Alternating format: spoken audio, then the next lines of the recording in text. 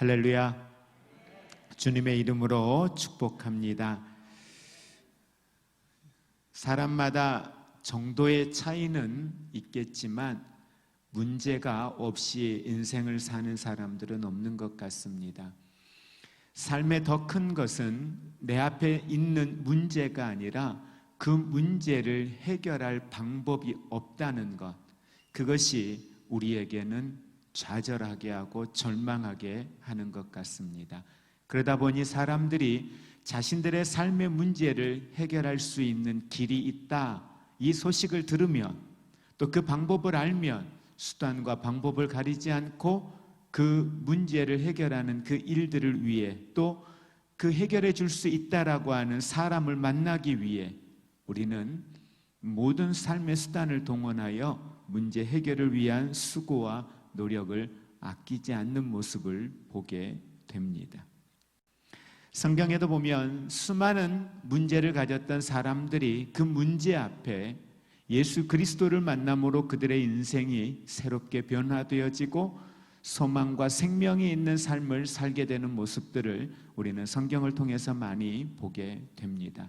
특별히 성경 속에는 두 부류의 형태의 문제를 가진 사람들이 등장을 합니다. 한 부류의 형태는 그들이 예수 그리스도에 대한 소식을 듣고 예수 그리스도를 자신의 삶의 문제를 가지고 찾아오는 사람들이 있었는가 하면, 또 어떤 이들은 예수님이 친히 그들을 찾아가시고 그들을 만나주시고 그들의 삶의 문제를 들어주시고 해결해 주시는 이와 같은 일들 또한 성경에 같이 기록이 되어져 있습니다.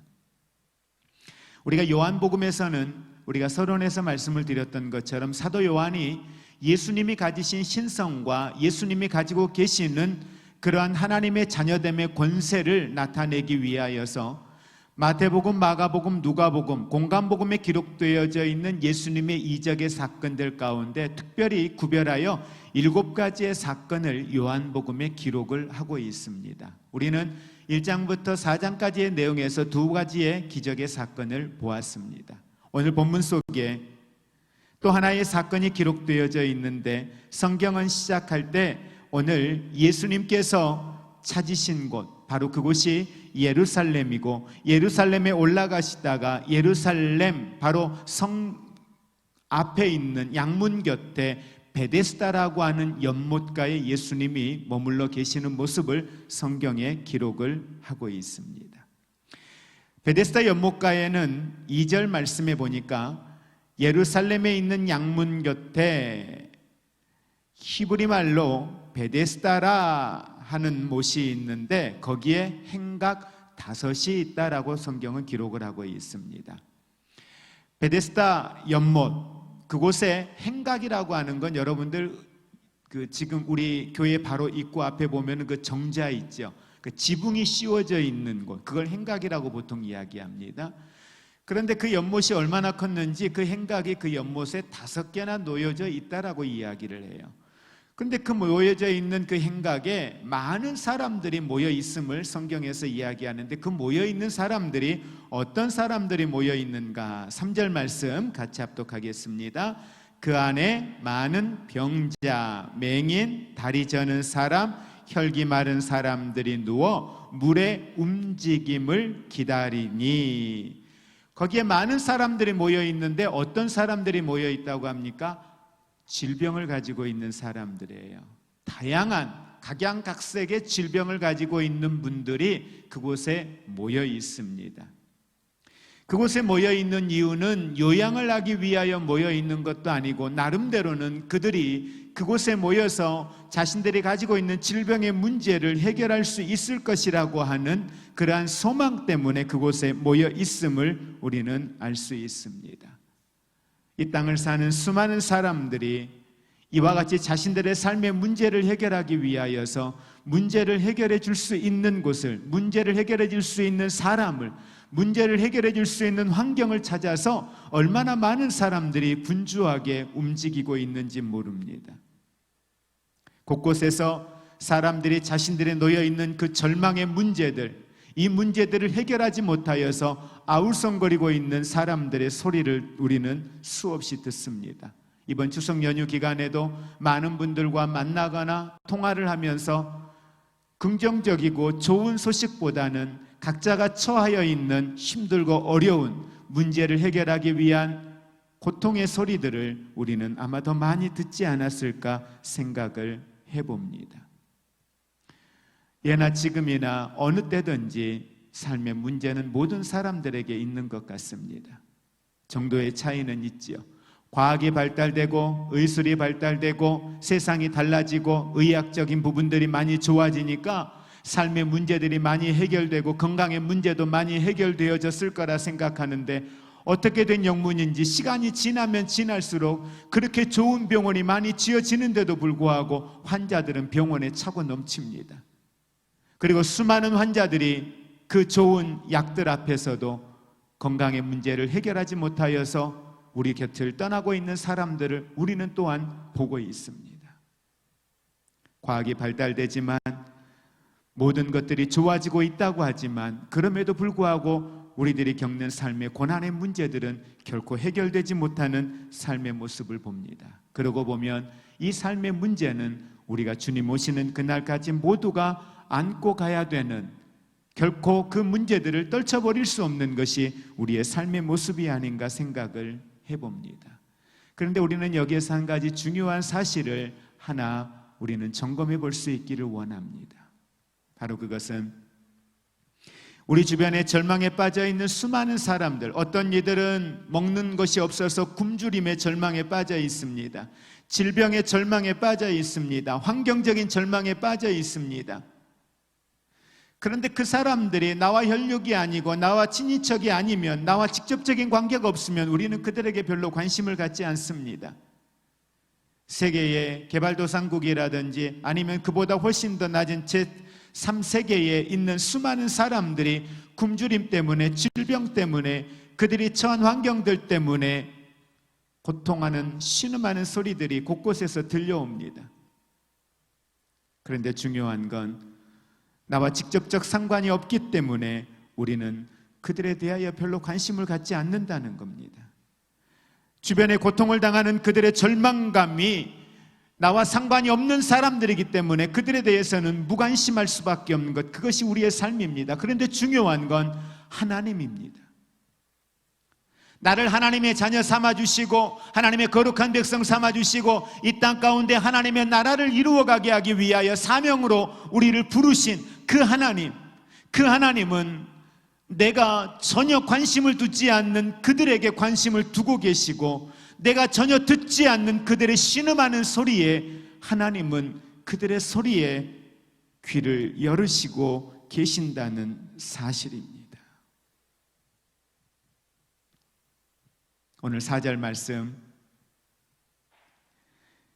왜 그 사람들이 이 행각에 모여 있는가, 왜 베데스다 연못가에 모여 있는가, 그 이유를 성경은 말씀합니다. 우리 4절 말씀 같이 합독합니다. 이는 천사가 가끔 못에 내려와 물을 움직이게 하는데 움직인 후에 먼저 들어가는 자는 어떤 병에 걸렸든지 낫게 되밀어라. 왜 그렇게 많은 환자들이 그 연못가에 모여 있는가를 알았습니다. 성경에서는 그들이 모여 있는 이유를 이렇게 설명합니다. 물이 동한다, 물이 움직인다. 물이 움직이는데 천사가 내려와서 어느 날 물을 움직일 때에, 물을 휘저어 놓을 때에 그곳에 가장 먼저 들어가는 사람이 그곳에서 치료함을 받는다는 거예요. 언제 이런 사건이 일어날지 모릅니다. 더 중요한 건 이 사건은 있었던 사건이 아닙니다. 그들이 경험했던 사건이 아닙니다. 그들이 보았던 사건이 아닙니다. 그냥 구전으로 내려온 사건입니다. 이스라엘의 역사에 예수님 당대에 가장 많은 역사서를 기록하고 있는 요세푸스도 이 성경도 그렇지만 역사가들이 써놓은 글 어느 곳에도 사실은 그 당대에 베데스다 연못가에 물이 움직일 때에 사람들이 들어가고 그곳에 들어갔을 때에 그들의 질병이 치료함을 받았다더라, 이러한 기록들이 어느 곳에도 없다라는 거예요. 그러고 보면 이 내용은 그냥 미신입니다. 그들은 그렇게 믿었고 그렇게 구전으로 내려오는 그 미신, 그 소리를 그들은 기대하고 온통 사람들이 거기에 모여 있는 겁니다. 거기에는 지식인도 있을 것입니다. 경제적으로 여유가 있는 사람도 있을 것입니다. 다양한 수많은 사람들이 모여 있는 거죠. 그런데 그들이 그럼에도 불구하고 그 미신 같은 소리에, 어제 일어났던 사건도 아니고 그들이 살아있는 동안에 본 경험도 없는 일들인데, 그럼에도 불구하고 그들이 그곳에 모인 것은 그 자리가 유일한 소망이었기 때문에, 그 자리에서만이 그들의 삶의 문제를 해결할 수 있을 것 같은 신락 같은 희망 때문에 그들은 그곳을 떠나지 못하고 그곳에 주저앉아 그 날만을 기다리고 있었던 것입니다. 여러분, 그들에게 필요했던 건 바로 오늘 그들의 문제를 해결할 수 있는 희망의 소식이었습니다. 그들이 가질 수 있는 유일한 소망은 베데스다 연못가에 물이 움직이는 것, 바로 그것만이 그들에게는 유일한 소망이었습니다. 그들이 바른 길을 알았다면 그들은 절대 그곳에 있지 않았을 것입니다. 당시 여러분, 우리가 기억해야 될 건 그 베데스다 연못가에 모여있는 수많은 사람들이 누구였느냐는 거예요. 그들은 대다수의 사람들이 유대인이었습니다. 예루살렘에 있는 베데스다 연못가입니다. 그러면 이방인들이 아니에요. 그것은 수많은 유대인들이 모여 있는 곳입니다. 하나님을 신뢰하는 사람, 하나님을 믿는 사람들, 하나님께 예배하는 사람들입니다. 그런데 오늘 그들이 자신들의 이 질병의 문제를 해결하기 위해서 베데스다 연못가에서 물이 동하는 것만을, 물이 움직이는 것만을 기다리고 있는 겁니다. 아니, 잔잔한 호수에 바람이 불어서 물이 조금만 요동하고 움직여도 이때인가 보다 하고 수많은 사람들이 아마 연못가로 뛰어들었을 것입니다.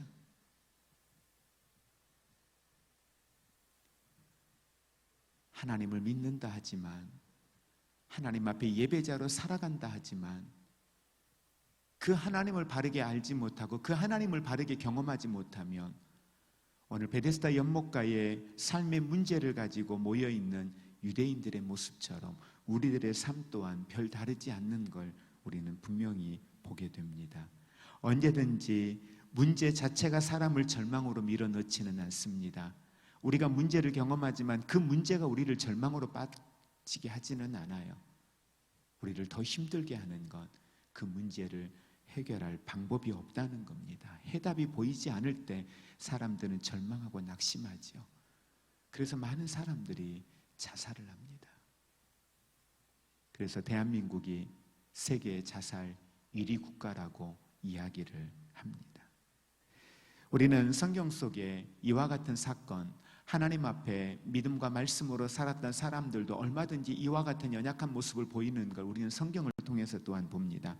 사울 왕에 대한 부분입니다. 사울 왕이 문제가 생겼어요. 근데 사울 왕에게 문제가 생겼는데 그 문제는 자신의 힘과 능력으로 해결할 수 없는 문제였습니다. 그건 바로 블레셋이 이스라엘을 공격해온 사건입니다. 과거 같으면 블레셋이든 주변에 있는 열방의 국가들이 이스라엘을 공격해오면 그를 위해서 기도해주고 그에게 하나님의 응답을 받고 하나님의 음성을 들려주던 선지자가 있었습니다. 바로 사무엘 선지자입니다. 근데 사무엘 선지자가 얼마 전에 바로 죽었어요. 사무엘 선지자가 죽고 나니까 블레셋이 이스라엘을 공격해왔고, 블레셋이 이스라엘을 공격해왔을 때에 사울 왕은 하나님 앞에 기도했습니다. 하나님 어떻게 하면 좋겠냐고. 하나님 앞에 얼마나 기도했는지는 모르겠어요. 그러나 성경은 이렇게 기록합니다. 사무엘상 28장 7절 이하에 보면 여호와께 여쭈었는데 여호와가 꿈으로도 우림으로도 선지자로도 아무 대답하지 않는 거예요. 하나님이 아무 말씀이 없는 거예요. 하나님이 아무 반응이 없자 여러분, 사울 왕이 선택하는 걸 한번 보시기 바랍니다. 사울 왕이 그 다음에 보니까 뭘 선택해요? 신하들을 모아놓고 신하들에게 누구를 찾아오라고 이야기합니까? 신접한 여인, 지금으로 말하면 무당이에요.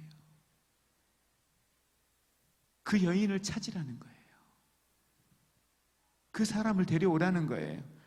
그래서 나중에는 엔돌이라고 하는 지역에 이 접신녀가 있음을 알고 그를 찾아가서 그에게 도움을 청합니다.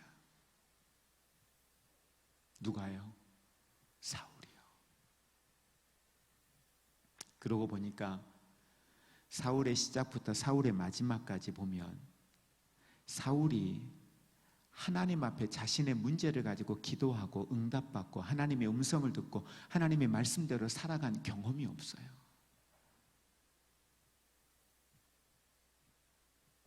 어느 순간 하나님과 사울과의 대화가 멈추어 버렸습니다. 어느 순간 사울이 하나님을 찾는데 하나님과의 소통이 이루어지지가 않습니다.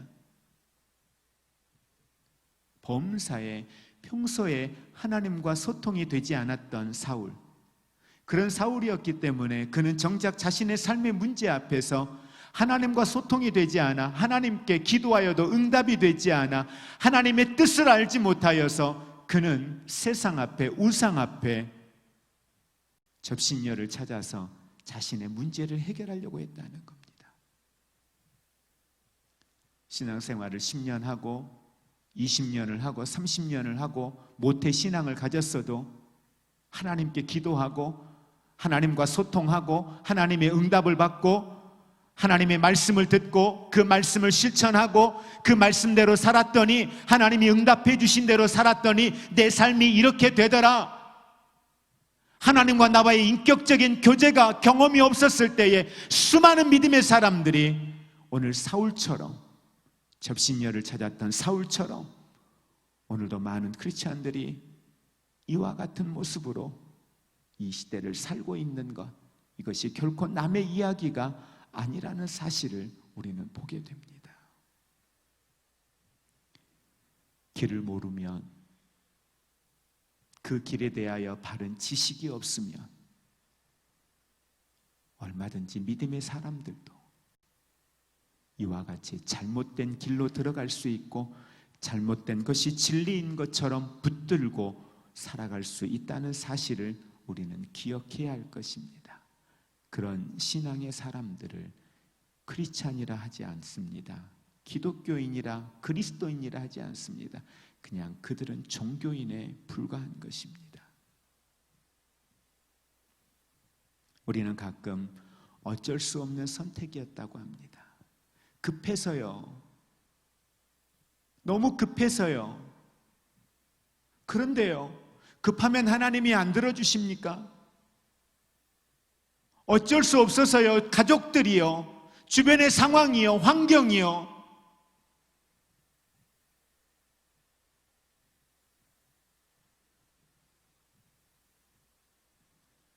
어쩔 수 없다는 말로 이 상황을 덮어버리고 우리는 지금까지 살아왔습니다.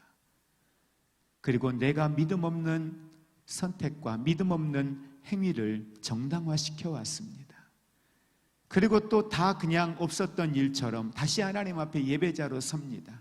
하나님만이 유일신입니다. 하나님만이 나의 왕이십니다. 하나님만이 나의 창조주이십니다. 하나님만이 나의 아버지이십니다. 그러면서 다시 하나님 앞에 섭니다. 그러다 삶의 문제가 또 놓이면 하나님께 한두 번 기도하다가 해결이 되지 않는 것 같으면 또 다시 세상 밖으로 나아갑니다. 하나님과 상관없는 자리로 나아갑니다. 이사야서 44장 우리 17절, 18절에 있는 말씀 함께 앞에 있습니다. 같이 함께 합독합니다. 그 나머지로 신상 곧 자기의 우상을 만들고 그 앞에 엎드려 경배하며 그것에게 기도하여 이르기를 너는 나의 신이니 나를 구원하라 하는도다. 그들이 알지 못하고 깨달지도 못함은 그들의 눈이 가려져 보지 못하며 그들의 마음이 어두워져 깨달지 못함이니라. 아멘. 우리 스스로가 신을 만들어 놓고 나를 구원하라, 나를 도우라, 나를 살려달라 이야기합니다. 그들이 알지도 못합니다. 깨달지도 못합니다. 그들은 눈이 가려서 보지도 못합니다. 그들의 마음이 어두워져서 깨달지도 못하는 가운데 있습니다. 우리는 이와 같은 어두움의 자리에 머물지 않기를 주님의 이름으로 축복을 드립니다. 5절 말씀에 보니까 5개의 행각 안에 수많은 환자들이 모여 있는데 그 가운데에 한 사람이 기록이 되어져 있습니다. 바로 그는 38회 동안 병을 가지고 누워있던 사람, 38년 된 병자가 등장을 합니다. 분명히 사도 요한은 예수님이 행하신 일들을 통하여 예수님의 신성과 하나님의 아들 되심과 메시아 되심을 전해야 했기에 그 모여있는, 행각에 모여있는 수많은 사람들 가운데에 아마 가장 병이 깊은 사람을 찾지 않았을까 생각합니다. 중요한 건 사도 요한이 1장부터 4장까지 기록했던 것 중에 반복적으로 등장하고 있는 건 뭐냐면 예수님의 전지하심입니다. 그 행각에 누가 가이드하면서 이 사람은 38년 된 병자고요, 이는 혈루증을 앓고 있는 사람이고요, 이 사람은 시각장애를 가지고 있고요, 이 사람은 사고가 있어서 지체장애를 가지고 있고, 그렇게 조언해주는, 가이드해주는 사람이 있는 것도 아닙니다. 예수님이 보셨을 때 그는 38년 된 병자, 그의 병이 오래된 사람이었다라는 걸 예수님의 전지하심으로 정확하게 알고 계셨던 겁니다. 그래서 성경은 이 내용을 정확하게 기록을 하고 있는 거고요. 그에게 예수님은 찾아가셨습니다. 여러분, 예수님의 세상에 오신 목적이 뭡니까? 세상에 오신 목적은 바로 잃어버린 자를 찾아오셨습니다. 그들을 절망으로부터, 그들을 죄의 사슬로부터 구원하시기 위하여 이 땅에 오셨습니다.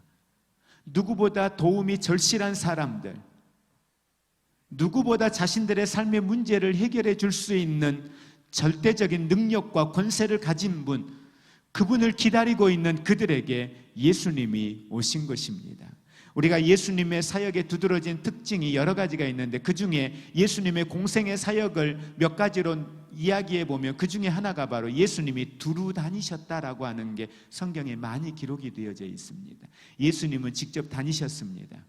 물론 예수님께서 수고하고 무거운 짐진 자들아 다 내게로 오라, 내가 너희를 쉬게 하리라 말씀하셨거든요. 그런데 이 말씀을 하시고 예수님이 어느 한 곳에 계시면서 오는 사람들을 만난 게 아니라 예수님은 대단히 다양한 사람들을 만나러 가셨습니다. 삭개오도 만나러 가셨고요, 병상에 있는 질병이 있는 자들을 만나러도 가셨고요, 때로는 죽음 앞에 있는 사람들을 만나러 가시기도 했고요, 때로는 이 유대인들이 거들떠보지도 않는 바로 사마리아 땅 수가성 여인도 만나러 갔었고요, 그들과 이틀이나 유하며 그들에게 말씀을 전하기도 하셨습니다.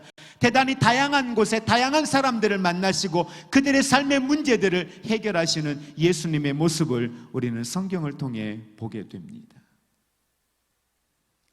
누가복음 2장 10절에 보면 예수님께서 이 땅에 오시기 전에 징조를 보이죠. 그럴 때에 사막에서 양을 치고 있던 목자들에게 천사들이 예수님의 오신 소식을 이렇게 전합니다. 온 백성에게 미칠 큰 기쁨의 좋은 소식을 전한다는 겁니다. 예수 그리스도는 온 세상에 미칠 저와 여러분들에게 기쁨의 좋은 소식으로 이 땅에 오셨습니다. 이 말은 삶의 문제가 무엇이든지 간에 그 문제들을 해결하실 수 있는 치료자 되시는 하나님, 그 하나님을 믿으시기를 주의 이름으로 축복을 드립니다. 그래서 많은 사람들이 슬픔과 우울한 삶을 살던 인생들이 예수 그리스도를 만남으로 기쁨을 가지게 되었습니다. 미움과 증오로 가득하던 마음이 예수 그리스도를 만남으로 그들이 긍휼과 사랑의 마음으로 변화되어졌습니다. 원망과 불평에 가득했던 사람들이 감사의 삶으로 변화되어졌습니다. 예수님께서는 누구의 인생 속에 들어가시든지 간에 거기에 소망을 주셨습니다. 치료하심을 나타내셨습니다. 회복으로 그들의 삶을 이끄셨습니다. 더 이상 그들의 삶에 절망이 지배하도록 허락하지 않았다는 사실을 믿으시기를 바랍니다. 그런 예수님께서 38년 된 환자 앞에 섰습니다. 그런데 보니까요, 이 38년 된 환자는 예수님에 대한 소식은 못 들은 것 같습니다. 아니, 예수님에 대한 소식은 들었는지 모르는데 누가 예수님인지 알지를 못하는 거죠. 왜냐하면 이 38년 환자 앞에 예수님께서 이렇게 말씀을 하십니다. 분명히 그가 38년 동안이나 질병을 앓고 있던 사람이라는 걸 예수님은 알고 있음을 전제하고 있거든요. 내가 낫고자 하느냐라는 질문을 예수님이 하셔요. 내가 낫고자 하느냐? 당연히 낫고 싶죠. 그냥 예수님께서는 어떻게 보면은 내 자리를 들고 일어나 걸으라 하시면 더 쉬웠을 터인데 질문을 해요. 내가 낫고자 하느냐라는 질문을 해요. 왜 이런 질문을 하셨을까? 말씀의 뒤에 내용들을 보면 우리가 좀 더 이해하기가 쉬울 것 같아요.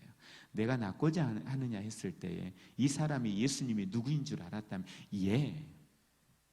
네 주님, 내가 낫기를 원합니다, 이렇게 이야기했을 거예요. 그런데 자기 앞에 있는 예수가 누구인지 몰랐기 때문에 그는 대단히 엉뚱한 대답을 합니다. 7절 말씀 같이 합독합니다. 병자가 대답하되 주여, 물이 움직일 때에 나를 못에 넣어주는 사람이 없어 내가 가는 동안에 다른 사람이 먼저 내려가나이다. 지금 무슨 이야기하고 있는 거예요? 자기가 지금까지 병자로 살 수밖에 없는 이유를 설명을 하고 자신이 어떻게 하면 나을 수 있다라고 하는 걸 예수님에게 이야기하고, 그리고 더 나아가서 예수님에게 자기를 이곳에 좀 기다려 계시다가 물이 움직일 때에 나를 저 연못가에 넣어 주십시오, 이 이야기를 지금 하고 있는 거죠. 내가 낫고자 하느냐? 오늘 저와 여러분들에게, 예수 그리스도 안에 있는 하나님의 자녀들에게 우리에게 축복을 이야기합니다. 우리에게 하나님의 선물을 이야기합니다. 우리에게 하나님의 은혜를 이야기합니다. 그럴 때에 우리가 하나님 앞에 이게 아니라 우리는 우리가 원하는 게 있는 거예요. 내 삶의 직면에 있는 내 삶의 문제가 있는 거예요. 어떤 분은 건강일 수 있을 거고요, 어떤 사람은 물질일 수 있을 거고요, 어떤 사람은 자녀의 문제일 수도 있을 것이고요. 각자가 주님께 이야기하는 거예요. 너 복받기를 원하니? 내가 너를 축복하기를 원한다. 주님 말씀하실 때에 각자가 원하는 복을 다 이야기하는 거예요. 그리고 자기가 원하는 방법, 자기가 원하는 것, 원하는 방법, 이걸 주님 앞에 이야기하고 있는 겁니다. 내 주님, 이 한마디면 될 일을 내 주님이라고 말하지 못하고 예수님을 알지 못하니까, 그분이 누구인지를 모르니까 그 절망 속에 자신의 방법으로 자신의 문제를 해결하려고 하는 어리석은 모습을 보는 거죠. 오늘도 이 시대를 살면서 얼마나 많은 믿음의 사람들이 하나님 앞에 믿음의 삶을 살면서도 자신의 방법으로 이 문제를 해결하려고, 아니 자신의 방법으로 죄의 문제를 해결하려고, 자신의 방법으로 구원을 이루려고 얼마나 예수 그리스도 안에서 애쓰는지 모릅니다. 구원 받았다는데요, 죄 용서 받았다는데요, 그런데 아직도 내 죄를 내가 씻고 있어요. 아직도 내가 구원받기 위하여 무언가 해야 되는 것처럼 어떤 행위를 하고 있어요. 천주교에서는 아직도 구원을 이루기 위하여 내가 무언가를 해야 되는 줄 알고 지금도 뭔가를 하고 있어요. 구원을 이루셨다는데요, 다 이루었다라고 말씀하시는데요, 예수를 알지 못하는 사람들은 그렇다고 하자고요. 예수 안에 있는 우리들도 주님이 다 이루셨다고 하시는데도 불구하고 아직도 내가 무언가를 해야 되는 것처럼 무언가를 수고하고 무언가를 노력하고 그러고 있는 우리들의 연약함을 보게 됩니다. 자기 나름대로 병고침에 대한 해결책을 믿고 있었던 그 사람은 예수님이 보이지 않았습니다. 이것이 사람이 가지고 있는 한계인 것 같습니다. 오늘도 많은 믿음의 사람들이 자기의 생각에 매몰되어 사는 분들, 그런 사람들은 성경의 말씀이 귀에 들어오지 않아요. 하나님의 말씀을 들어도 그 말씀이 귀에 들어오지 않아요. 오직 자신의 방법이에요. 오직 자기의 생각으로 누군가에게 들었던 그 말의 확신을 가지고 오늘도 그 베데스다 연못가에서 물이 움직이면 그곳에 달려 들어가면 나을 거라는 생각 속에서 오로지 베데스다 연못가만 바라보고 있는 사람들, 그 행각을 떠나지 못하고 그곳에만 머물러 있는 사람들, 오늘 저와 여러분이 그런 사람이 되지 않기를 주의 이름으로 축복을 드립니다. 어찌 보면 우리들의 신앙은 이와 같은 연약함을 반복하고 있는 미성숙한 신앙 투성이 아닌가 생각합니다. 그런데 그런 우리에게 8절 말씀 같이 합독합니다. 예수께서 이르시되 일어나 내 자리를 들고 걸어가라 하시니. 너무도 엉뚱하고 너무도 황당한 이야기를 예수님은 들었습니다. 아니, 보고 있습니다.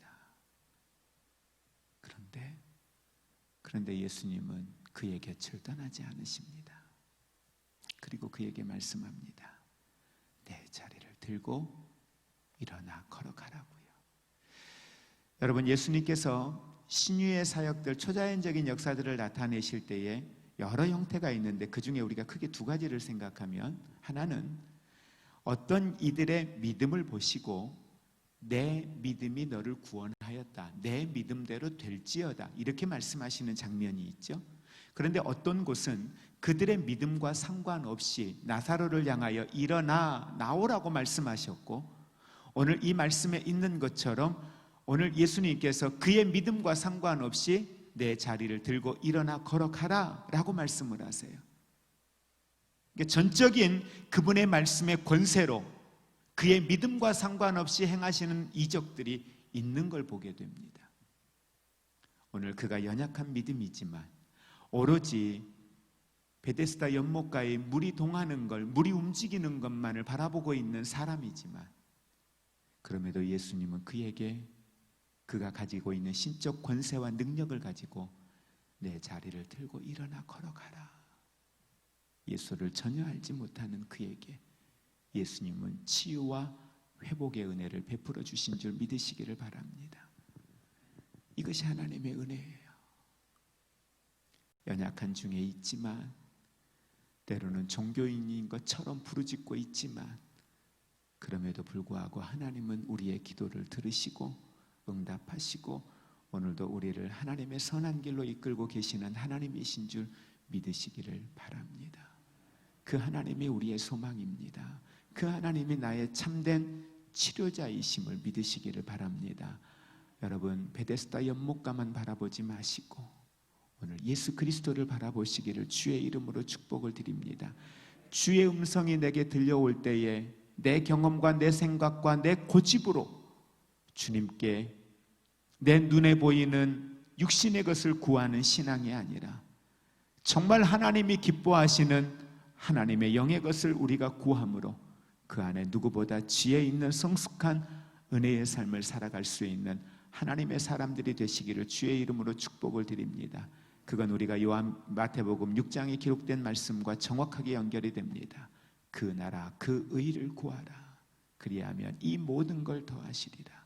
하나님이 더하시는, 치료하시는, 회복시키시는 이 놀라운 축복이 우리의 삶 가운데 있기를 주님의 이름으로 축복을 드립니다.